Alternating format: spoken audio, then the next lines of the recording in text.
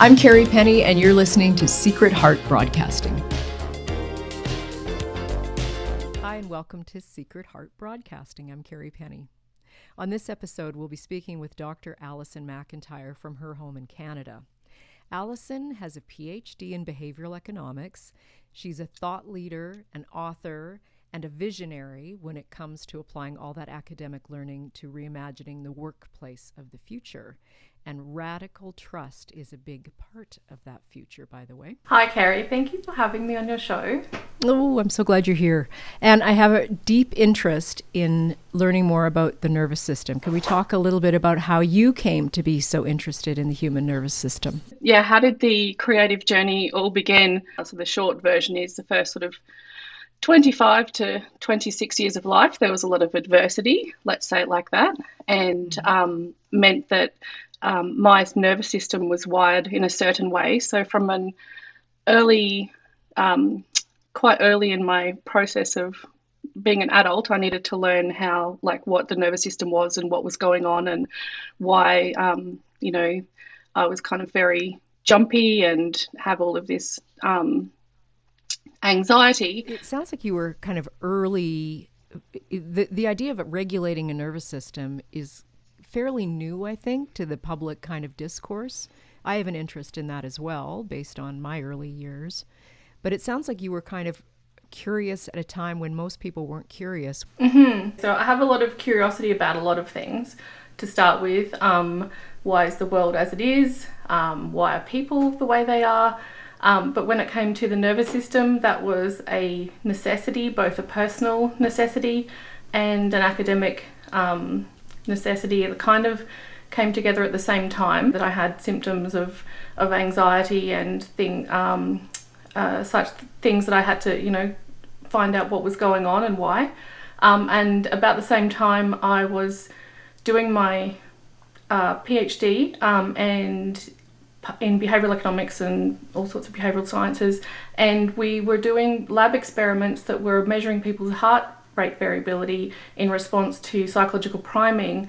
And at the same time, Stephen Porges had published his book, The Polyvagal Theory, which was bringing together his body of previous research. So it all just kind of lined up for me in that I was doing this personal work of finding out how to regulate my nervous system. I was doing academic research in what happened in people's nervous systems, and then I discovered the polyvagal theory, and it sort of all made sense. So how does the nervous system actually work?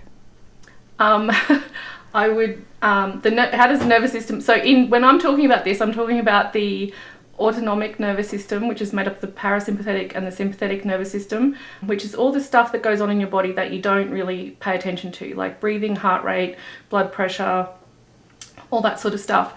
There's a nerve called the vagus nerve that's part of your nervous system that has also been getting a lot of attention lately, and that's something that sort of Stephen Porges has done a lot of work on. It takes information between your body and your brainstem. There's about 80% of the information comes from your body to your brain, and about 20% goes from your brain to your body. And it's important to learn how to regulate this because it kind of allows your body to work as what they say, like a cohesive unit, and maintain homeostasis and health and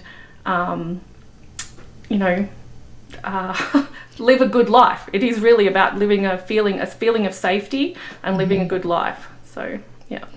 The vagus nerve I heard about a few years ago, but always in the context of more holistic health, or some people would even say like kind of out there health. It wasn't really, I didn't feel it was embraced by, my allopathic doctor, for example. Have you noticed that that's changed?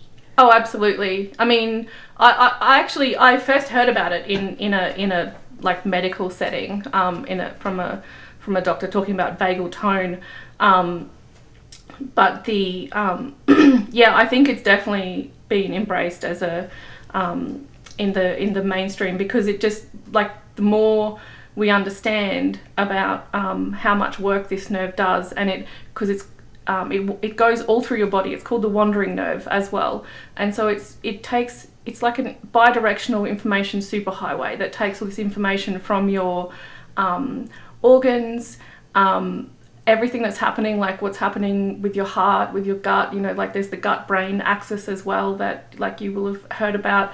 There's like what's happening in your body, how does your body feel, and it takes that to your brainstem and tells your brain how's the body feeling, and then the brainstem will, you know, make actions or kind of responses. And the fact that 80% of the information comes from the body to the brain rather from the brain from the body, because we think about things being top down rather than bottom up, it means that we have like a lot of opportunity to work with our bodies and our brains when we're trying to regulate our nervous system. So is it possible to consciously flip the switch and not have that be unconscious? So it's so as an individual, yes, there are lots of techniques you can do. There are a lot of things coming out now with vagal nerve stimulation. There are like gadgets you can use. There are you know, there's breathing, there's self-soothing, like in an acute situation if you're activated and all of your sympathetic nervous system is kind of like on fire. And there are like, you know, weighted blankets and you know, take a bath, do some breathing, all those sorts of things. But I would say that what would be better, and there's also co-regulation. So if you have a trusted friend or a partner or whatever, you can like borrow their nervous system, basically. So in the same way that other people can activate what Porges calls your neuroception, which is your kind of all of the sum of your nervous system, your brain, your body's experience about the world, like what's safe and what's not. Some people will activate your neuroception to tell you that they're dangerous. But if you can have people who are safe and you can borrow their nervous system to co-regulate, which is ideally what parents do with their children, is lend their regulated nervous system to their children, so their children learn how to regulate, how to be safe, how to manage their responses. That's another way. The other way that I could think of is, and something that I'm very, you know, that a lot of my academic work kind of talks about, is having a safe context, like a macro context, in that we have social capital, community trust, we have collaboration and cooperation, all of those really idealistic things, but that are actually really hard.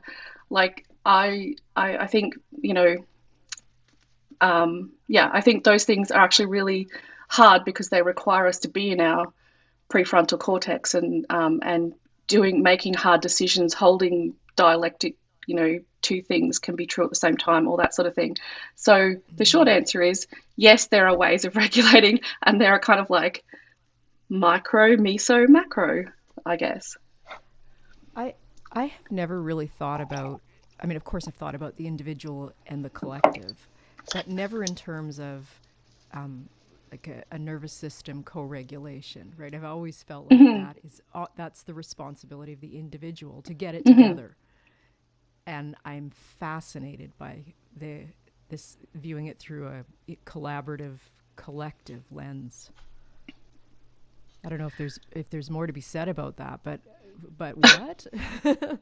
Yeah, so there would be a whole other podcast on that. Yeah. I mean, this is part of the reason we even are doing this podcast now, is because we were talking and I was like, I want to do a podcast about nervous system regulation. You know, I want to talk about my adventures in finding what works over the years, and also like the fact that asking the individual to do all of the work when our collective context is not conducive to feeling safe, to feeling like we're part of a community. You know, it is for some people. I'm not saying it isn't for everyone, but there are a lot of things that are working against us. You know, we don't live, you know, the whole thing. Let me back up a second. So a million years ago, I don't even know, maybe 20 more years ago, Robert Putnam, I think it was Robert Putnam, Putnam wrote the book Bowling Alone, and he was talking about the the kind of the isolation, fragmentation, atomization of American society, and how this individual, this loss of collective civic engagement, like in the past decades, and this was even, before 20 years ago, and how it was different from the post-war years, which is where people sort of came together in a crisis because of the war, and sort of talked about how people, worked together to rebuild and had this real sense of civic engagement, and that contributes to a sense of trust, of knowing other people, the people in your street, the people in your small, like, kind of village or town environment. You have more contact with your extended family, who are hopefully positive influences. You have more. There's a sense of collective safety in knowing all of the people who are around you, and knowing that you will take care of each other if things go wrong.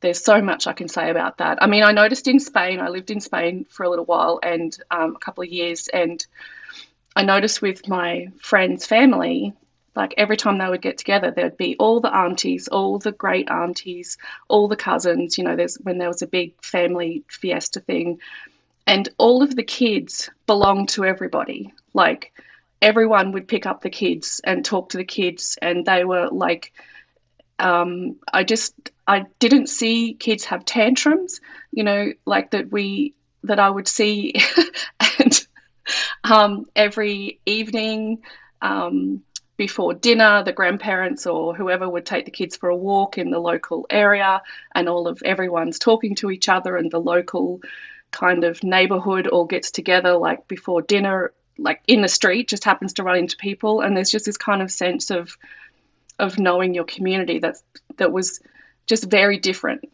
for me, just noticing that as an outsider. So. And that naturally regulates your nervous system, because it creates this circle of safety. Yeah, because these are my words, but yeah, exactly. You're seeing your village, like you're seeing your people. These are my people. These are my village. Like, these are safe, known people. I mean, if we go to the mall, right, it's highly unlikely that we're going to see anybody that we know. So all of these people are strangers to us. Our neuroception, our nervous system is like, every single person who's around us, are they friends or are they foe? So you're not just born an anxious person. Yeah, you can be born with a predisposition towards anxiety, based on your genetic or epigenetic, like what's happened in your family line. There can be chemical traces of that, or in your upbringing. There can be things that express the anxiety. But I fully believe in the ability to change your way of being in the world and your way of interacting in the world. It's not just that you're stuck with being anxious and that's it. You may always be a little bit more anxious than someone else who was never anxious, but you can, like, bring yourself back to a feeling of safety and a feeling of calm. Like, because what I want to say about the nervous system was this concept of neuroception, which I really love, from Porges, which is that your body is always sensing kind of what's going on, your body and your brain. Your amygdala and your brainstem is just always got its little spidey senses out, sensing what's going on. And am I safe? Are these people friends? Are they foes? Is this situation safe? And that information is being communicated all the time, and it's upregulating and downregulating your kind of physiological responses in response to whether or not you feel safe. And in changing how you respond, like using neuroplasticity means that you can adjust the settings on that window of tolerance and on those responses to nervous system activation and to neuroception. So for like, I'll give it a concrete example. For a while, like when I was super anxious, anything that would happen that, like everybody in the world is afraid of loud noises or should have a startle response. Like that's something that we're born with. But for a while, I was going through like anything, like a dish that broke or a balloon pop or something like that. And so my job was to sit with myself, and when something happened and I started and I breathe and say, I'm safe, this is safe, I'm safe right now, look around, there's no danger. And then that would teach my body and my brain that I'm safe in this moment. Like, and then you can just gradually change your set points in your nervous system. Is there a way to trust your gut on that? Is there a way to trust your gut? Yes, because trusting your gut is well, it depends how you've been wired. Maybe I should say that. That gut reaction that you're talking about is kind of like it's the full sum of all of the experiences and messages and reactions that have happened in your life, or even before you were born, because epigenetically you can be predisposed towards certain kinds of reactions because of what's happened in your family line, and that will come into this thing that we call a gut reaction. Like it's like you might see somebody and think he's a reasonable person, I'll have a chat with him. I might see him and be like, there's something in my past, in my nervous system, in my wiring, in my chemical predisposition, whatever, epigenetics, that says this person's terrifying. So, and I might have a different response. I remember you saying a long time ago we wouldn't have heard about terrible news. Now we have news all the time. Or we would have, and it would have been... Anyway, tell me more. Yeah, for sure. And again, that comes into that context about how we currently live, that makes it very difficult to, as an individual, to keep a head on straight, is that, for whatever, thousands of years, tens of thousands of years, whatever, the way that we lived would have been in smaller communities. Yes, there would have been, war and hunting and things like that, but there would have been threats that happened and were resolved. And then there were traditions and rituals. There was less complexity. There was less information to filter. And now we are bombarded with information. Like we are just absolutely saturated with information. And there is research that says that, looking at screens, working at short distance all the time is actually dysregulating for your nervous system. We need to see the horizon, like we need to be looking long distances. There's so much I can say.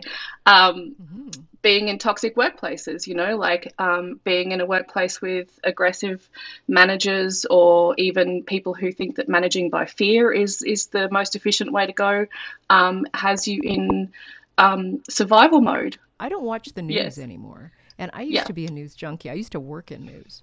And I cannot, at the end of a day, I have no bandwidth to process, and I don't feel that it's good for me. And I feel like if it's important, I'm going to hear about it. And I don't know if I'm alone. I have friends that have some strong feelings about my position on not watching the news. So I think that is very self-aware of you to know that how you show up in the world and your best self as your best Kerrie is going to be affected by hearing too much about what's going on in the world. I mean, even 100 years ago, even don't even go 100 years, 50 years ago, whatever. When would we get to? When I was a kid, like even in my lifetime, we would hear the news at 7 p.m. at night, like kind of like a highlighted version of what had been going on around the world. And even as a 16-year-old, I had to stop watching the news because I was crying like every night.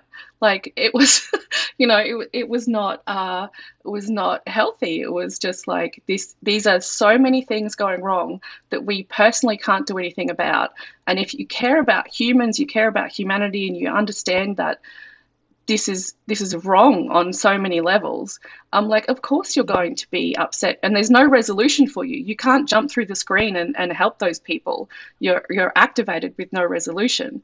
And I was going to say that living in the smaller communities, like when we look at ways that we can co-regulate, and again, like research is finding all of these things. Drumming is co-regulating, singing is co-regulating, storytelling is co-regulating, being in nature, being in community, gardening, doing handcrafts, like all of these old-fashioned things are actually like what brings us together. Like, so after a crisis, and we can come together and we can tell stories about the crisis, and we can sing and drum and do whatever it is that we do together as a community, and then people go on with their lives. So consciously reducing or changing how you're breathing. Yes. Consciously doing that can actually have an effect on your body. Yes. So there are kind of like pathways into making conscious decisions, and consciously doing things that change your physiology, that can then change your psychology, can change how you're thinking and how your body's reacting. Yeah. So breathing is one of them. I actually I got a list of things here. So there are things like that have been suggested, like cold exposure, like breathing, singing, humming, chanting, gargling. Probiotics is one of the things that's suggested. Meditation, exercise, like socializing, laughing, all that kind of stuff. And that's this concept of neuroplasticity, which is if I had any system of beliefs, like neuroplasticity would be the system of belief that I like ascribe to, because we're not fixed or static, and we can change our brain and we can change our responses. So if there's something that doesn't serve you, like if you're responding in a way, then there are like an anxious or angry, or so there's some automatic way of responding, or if there's something going on that isn't serving you, there are ways of changing it. Well, it has just been a pleasure, and thank you so much for saying yes to being on this podcast. Over the time that we've known each other, I feel like I've learned so much from you, and every conversation is this aha deep dive. I mean, what if I do what I want? Thank you so much for your time today, Dr. Alison Macintyre.